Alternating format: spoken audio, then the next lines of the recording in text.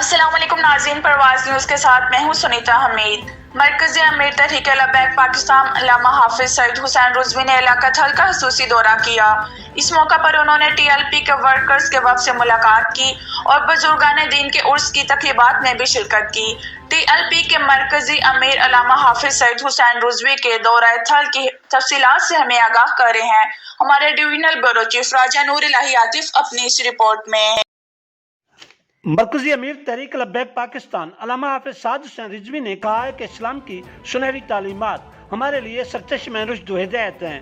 ان خیالات کا اظہار انہوں نے بزرگان دین حضرت خواجہ گل حسن، حضرت خواجہ عبدالغفور اور حضرت خواجہ عبدالحمید ارشد کے سالانہ عرس کی تقریب سے خصوصی خطاب کرتے ہوئے کیا، جس کی صدارت صاحبزادہ پیر محمد افتخار الحسن استانہ عالیہ سوات شریف نے کی۔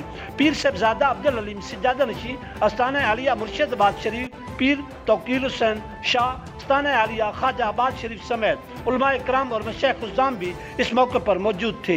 علامہ حافظ سعید حسین رضوی نے دین متین کی ترویج کے لیے بزرگان دین کی خدمات کو شاندار الفاظ میں خراج تحسین پیش کیا۔